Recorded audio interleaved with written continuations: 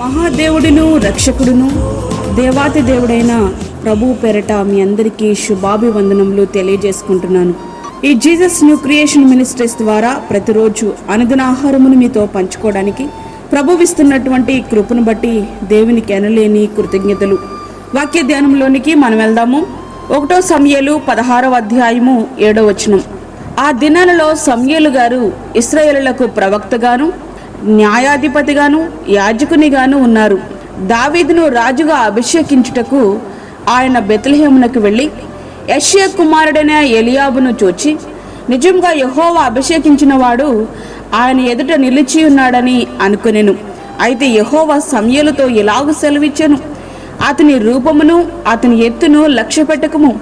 మనుషులు లక్ష్యపెట్టు వాటిని యెహోవా లక్ష్యపెట్టడు. నేను అతన్ని త్రోసివేసి ఉన్నాను. మనుషులు పైరూపమును లక్ష్యపెట్టుదురు గాని యెహోవా హృదయమును లక్ష్యపెట్టును అని స్పష్టంగా సమూయేలు గారికి ప్రభువు తెలియచేశారు. యెష్షయి తన కుమారులందరినీ సమూయేలు గారి ఎదుటకు రప్పించారు. కానీ దేవుడు వారందరినీ త్రోసివేశారు. దేవుని ఎన్నిక ఎన్నటెన్నటికీ తప్పు కాదు. ఎన్నిక చేయబడిన వ్యక్తి తన గర్వము అహంకారము చేతనే పతనమవుతున్నాడు. సౌలు జీవితమే దానికి గొప్ప ఉదాహరణ. సౌలు కంటే ఉత్తముడు, దేవుని ఇష్టానుసారుడు, దేవుని ఉద్దేశములు నెరవేర్చే వ్యక్తికి దేవుడు రాజ్యాన్ని అప్పగించారు. అతనే దావీదు గారు, యెష్షయి కుమారులలో చివరివాడు. యెష్షయి గారు తన చిన్న కుమారుడైన దావీదును గురించి అసలు మాట్లాడనే లేదు. ఎందుకంటే దావీదును గురించి అట్లాంటి అంచనాలేమీ ఆయనకు లేవు. గొర్రెలు కాయడానికి తప్ప మరి దేనికి పనికిరాడనేది ఆయన ఉద్దేశమేమో. ఇంకా ఎవరైనా నీ కుమారులు ఉన్నారా అని సమూయేలు గారు ప్రశ్నిస్తే గాని చిన్న కుమారుడైన దావీదు గారు ఉన్న సంగతి తండ్రి చెప్పలేదు. చెప్తూ కూడా అయితే వాడు గొర్రెల కాపరి అని పరిచయం చేస్తున్నాడు. అంటే వాడు రాజుగా ఉండడానికి పనికిరాడులే అనే తాత్పర్యము అతని మాటల్లో మనకి కనిపిస్తూ ఉంది. తండ్రి వారిని పిలువనంపించి లోపలికి తోడుకుని వచ్చెను. అతడు ఎర్రని వాడును చక్కని నేత్రములు గలవాడును చూచుటకు సుందరమైన వాడునై ఉండెను. అతడు రాగానే, నేను కోరుకున్నవాడు ఇతడే, నీవు లేచి వారిని అభిషేకించుమని యెహోవా సెలవీయగా సమూయేలు తైలపు కొమ్ము తీసి వాని సహోదరుల ఎదుట వానికి అభిషేకము చేసెను. నాటి నుండి యెహోవా ఆత్మ దావీదు మీదకి బలముగా వచ్చెను. 1 సమూయేలు 16వ అధ్యాయము 12-13 వచనములు. దేవుడు దావీదు పైరూపాన్ని లెక్క పెట్టలేదు గాని దావీదు హృదయాన్ని ప్రభువు చూస్తున్నారు. దేవుడు మీ హృదయములను ఎరుగును.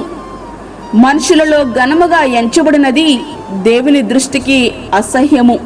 లూకాసు వార్త 16వ అధ్యాయము 15వ వచనం. ఆయన, నేను యెష్షయి కుమారుడైన దావీదును కనుగొంటిని, అతడు నా ఇష్టానుసారుడైన మనుషుడు, అతడు నా ఉద్దేశములన్నీ నెరవేర్చునని చెప్పి అతని గూర్చి సాక్ష్యమిచ్చాను. అపొస్తలుల కార్యములు 13వ అధ్యాయము 22వ వచనం.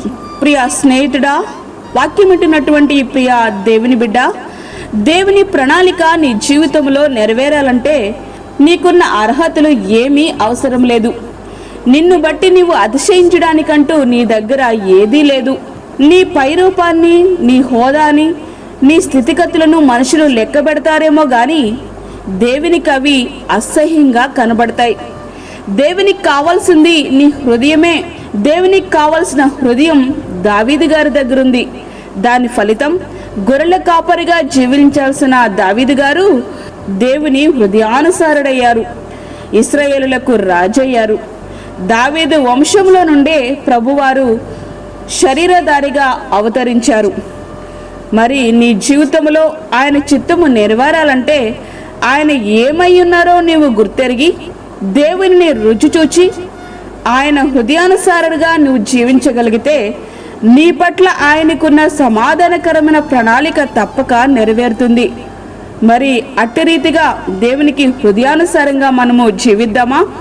దావీదు గారి వలె దేవునికి ఇష్టమైన జీవితము జీవిస్తూ నిత్యమైన ఆశీర్వాదాలు మనము అనుభవిద్దాం. అట్టి కృపా ధన్యత ప్రభు మనకి అనుగ్రహించునుగాక. ఆమేన్.